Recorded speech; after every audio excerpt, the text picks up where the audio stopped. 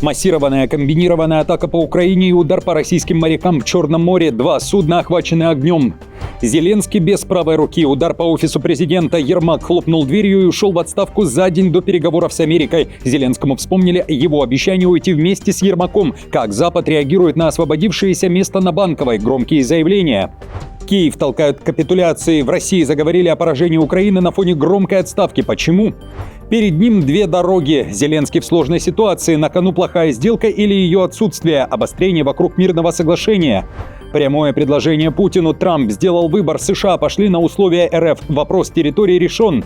Двойной интерес. Бельгию подозревают в тайном использовании российских замороженных активов и ударе в спину Киева. Об этом и не только. Досмотрите. Всем привет! Это «Время Прядко». Коротко, четко и по делу о том, о чем говорят в мире. Нужна ваша поддержка, друзья. Прямо сейчас нажмите, пожалуйста, лайк, поделитесь этим видео на своих страницах в соцсетях, а я начинаю. Бельгию обвиняют в своих скрытых интересах к российским замороженным активам, поэтому Брюссель намеренно задерживает их передачу Украине.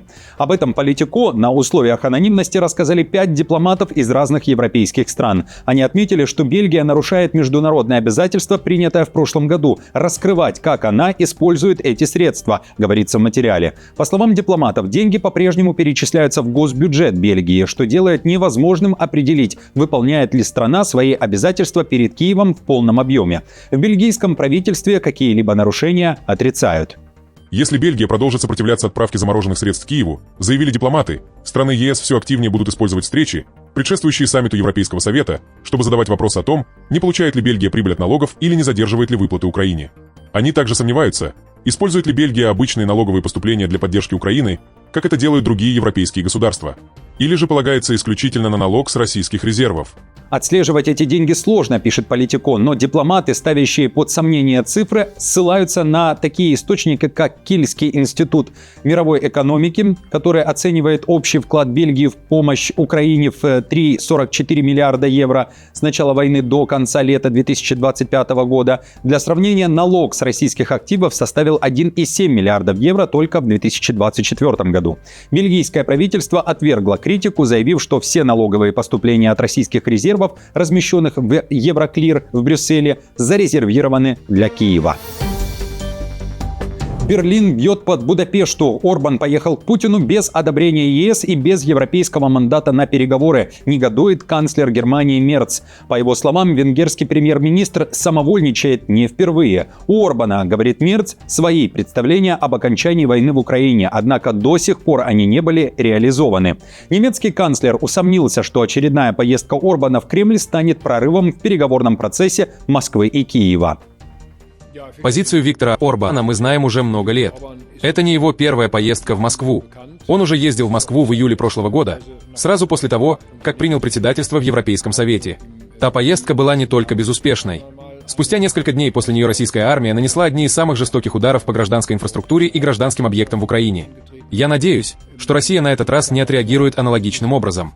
Переговоры Орбана и Путина длились около 4 часов. Орбан, как и предполагалось, говорил о российской нефти и газе. Кроме того, затронули и вопрос войны. Орбан сказал, что Будапешт, как и прежде, готов стать площадкой, где встретятся Трамп и Путин. Путин предварительно согласился. Это было предложение Дональда.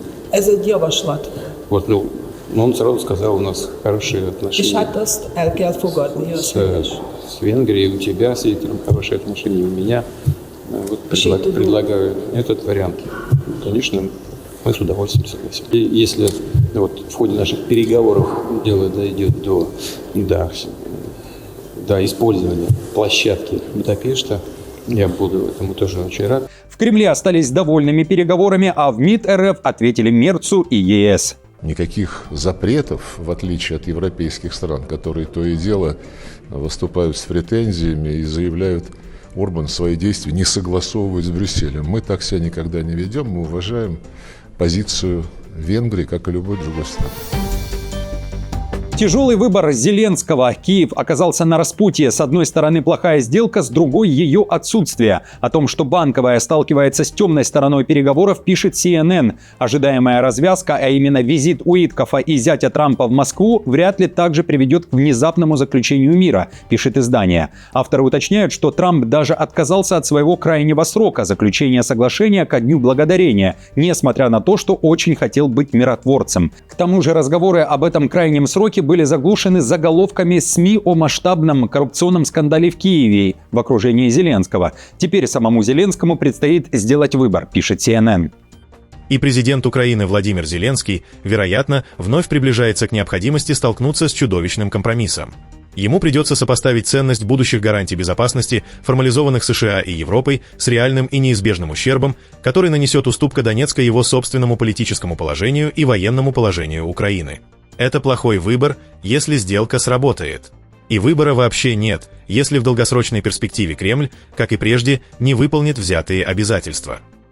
Луганская и Донецкая области, а также Крым будут официально признаны российскими территориями, и сделают это в первую очередь США. Мир на грани дипломатического скандала. Это будет нарушение дипломатических традиций Соединенных Штатов, а план Белого дома будет реализован, несмотря на опасения среди европейских союзников Украины. Об этом пишет уже The Telegraph.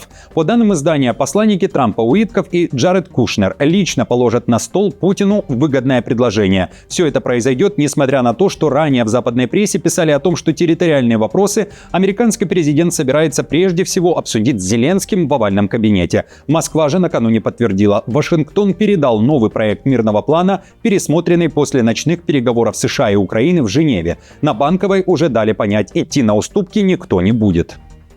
Один информированный источник сказал: «Все более очевидно, что американцам наплевать на позицию Европы. Они говорят, что европейцы могут делать все, что хотят». Президент России в четверг заявил, что юридическое признание Вашингтоном Крыма, а также Донецкой и Луганской областей частью России станет одним из ключевых вопросов переговоров по мирному плану Трампа.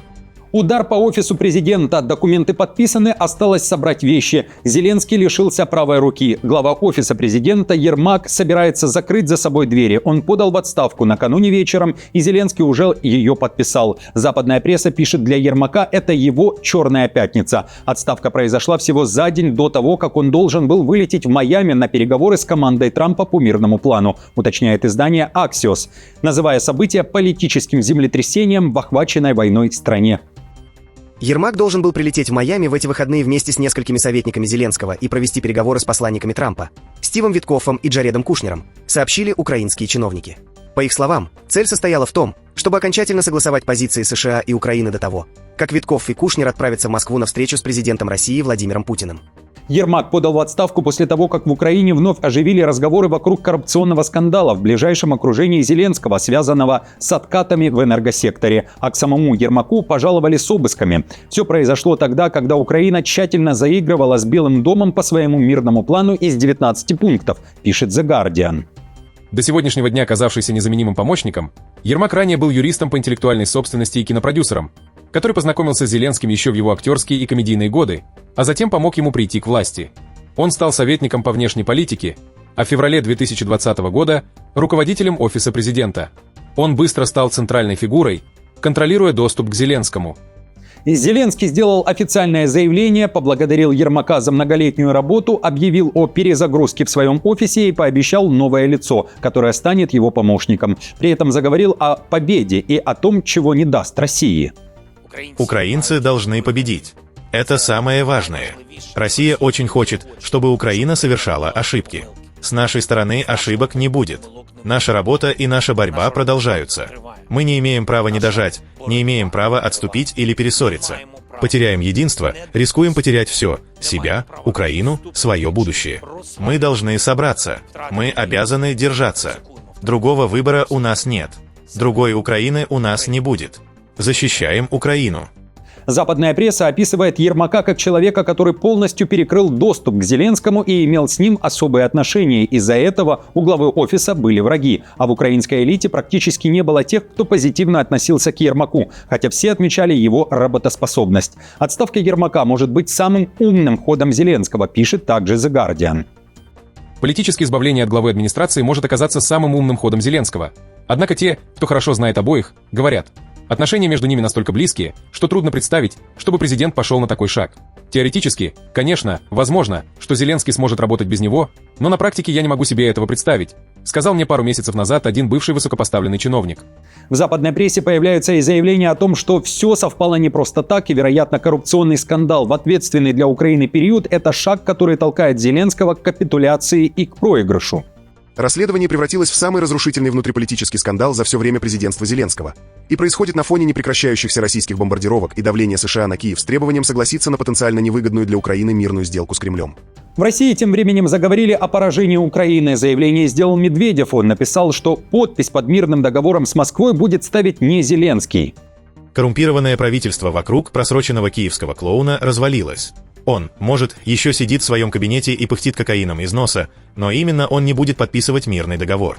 Этот шут нелегитимен. Крах его системы неизбежен. Отставка Ермака может укрепить позиции Зеленского как в Украине, так и среди союзников Киева. Об этом уже пишет Рейтер. Александр Мережко, глава парламентского комитета по иностранным делам Украины, приветствовал это решение. Это правильное решение как со стороны Ермака, так и со стороны президента, сказал он Рейтер. Этот шаг укрепляет позиции президента в глазах парламента, общества и западных партнеров. Накануне вечером в соцсетях уже появились версии, кто придет на смену Ермаку. Новым главой офиса может стать нынешний премьер Юлия Свириденко, либо же замглавы офиса Павел Полиса и еще несколько кандидатур. В то же время отмечу, в сети на фоне отставки Ермака Зеленскому вспоминают его слова, сказанные в интервью программы VIP с Натальей Мосейчук, которая вышла на YouTube-канале ТСН еще в июне 2021 года. Тогда Зеленский заявлял, что Ермак уйдет с поста только вместе с Зеленским. Давайте посмотрим. Господин Ермак, это ваша система ПВО. Ваш купол. Господин Ермак – реальный, мощный менеджер и не на словах, не бла-бла-бла, а реальный патриот Украины, который очень много работает 24/7 только ради Украины. Он пришел со мной, он уйдет со мной. Он не будет оставаться ни на каких должностях. Но вы поменяли свое окружение за 2 года очень сильно. Ермак и был со мной, только не на этой должности. Люди меняются, и это их большая проблема. К сожалению, политика меняет людей. Это большой соблазн. Друзья, итак, Ермак ушел в отставку, Зеленский обещает перезагрузку, в России говорят о неизбежном поражении Украины и о том, что подписывать мировую будет не Зеленский. Как оцените события на Банковой? Напишите, пожалуйста, свое мнение в комментариях и что думаете о дальнейшем развитии событий. И пока вы пишете, пожалуйста, поставьте лайк этому видео, а я вам, как и прежде, говорю большое спасибо за это и продолжаю.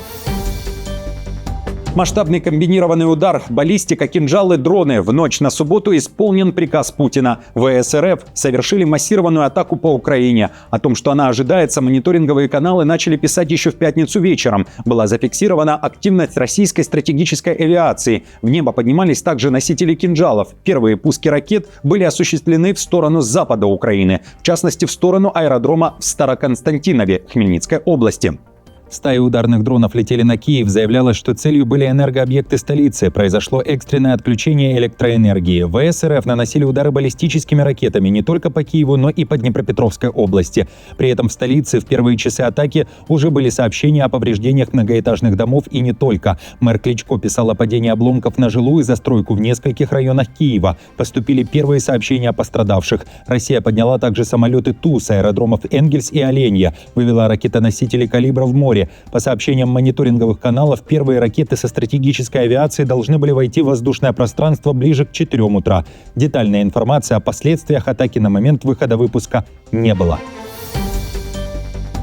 Удар по российским морякам. В акватории Черного моря зафиксированы взрывы на 2 танкерах. Судна, находящиеся под международными санкциями за перевозку российской нефти, Кайрос и Вират, были охвачены огнем недалеко от турецкого побережья. Инциденты произошли практически одновременно и уже вызвали волну предположений от подрыва на морской мине до целенаправленной атаки. Главное управление морских дел Турции подтвердило, Кайрос загорелся после взрыва в 28 милях от турецкого берега. Вскоре стало известно, что Вират также пострадал от внешнего воздействия. К обоим танкерам были экстренно направлены спасательные суда. Экипажи живы.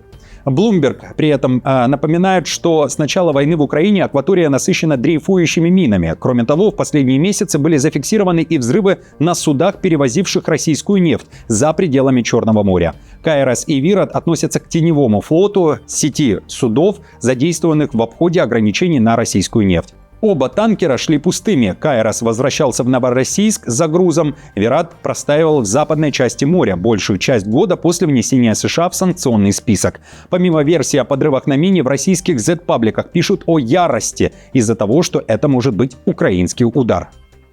Согласно сообщениям, полученным по открытому 16 каналу, судно атаковало 5 безэкипажных катеров. Все заходили с кормы. Попадание в район машинного отделения. Отделение затапливает. Экипаж 19 человек, граждане России. Министр обороны Румынии Йонуц Моштяну подал в отставку из-за скандала с фальшивым дипломом. В сеть попало резюме министра. Как пишут местные СМИ, Моштяну указал в официальном резюме, что окончил Бухарестский университет, хотя никогда там не учился. Позже глава Минобороны опубликовал фотографию диплома другого учебного заведения, назвав сведения в резюме ошибкой. Однако к новому диплому тоже возникли вопросы. Отставка, сообщил Моштяну, согласована с президентом и главой правительства Румынии. Обязанности министра обороны будет временно исполнять глава Минэкономики страны Раду Мироце. Румыния и Европа подвергаются нападению со стороны России. Наша национальная безопасность должна быть защищена любой ценой. Я не хочу, чтобы разговоры о моей подготовке и ошибках, допущенных мной много лет назад, отвлекали тех, кто сейчас руководит страной, от этой сложной миссии. Всем спасибо за просмотр, хорошего дня, не забудьте поддержать, друзья, мою работу лайком, подпиской и комментарием. До встречи уже завтра.